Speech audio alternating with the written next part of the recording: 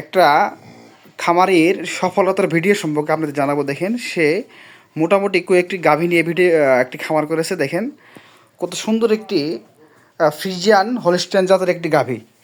এটা একটি মজার বিষয় আসে হলো, এটি সে অল্প দিনে খুব সফলতা পেয়েছে। এই বাছুরটি দেখেন, কালকে রাতে বিয়েছে। এটা দর্শক, কালকে রাত্রে কয়টা দেখে বিয়েছে তার মুখ থেকে শুনবো। কাল রাতে 3টে দেখে বলে পেয়েছে। এই যে দেখেন, এই বাছুর গরুর সাইজটা কিন্তু ভালো অনেক। ভাইয়া এটা কত কিনা ছিল আপনার? এটা 1,40,000। 1,40,000 আপনি কিনা ছিল? কতদিন নিয়েছেন এটা? এক সপ্তাহ। এক সপ্তাহ। কোন থেকে? ওই ইয়ার থেকে, ধাবারহাট থেকে। ওই দিক থেকে গরু মানুষ বেশি নিয়ে আসে নাকি? ওই দিক থেকে সবাই নিয়ে আসা হয়। দর্শক দেখেন, 1,40,000 কিনা আনার পরে বিয়ে হয়েছে বাছুরটা। যেটা কি বাছুর হয়েছে ভাইয়া? বাছুরের কন্ডিশন একটু দেখায় আপনাদের।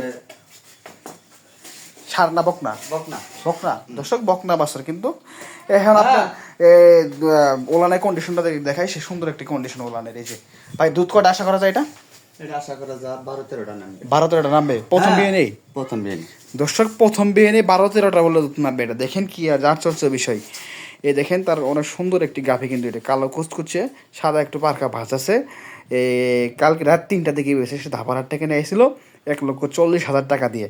এটা 12-13টা দুধ আশা করা যায়। তো দ্বিতীয় বিয়ে নিয়ে দুধটা আরও বেড়ে যাবে মনে হয় দর্শক। এটা মনে হয়তো 20 থেকে 25টার মধ্যে যাবে। এই জাতের গরুগুলা আপনার দুধের পরিমাণটা একটু বেশি হয়। এবং গ্রাম অঞ্চলে দেখবেন যারা ছোটো খামারি এবং গৃহস্থ, তারা এইসব গরুই পালে, লালন পালন বেশি করে।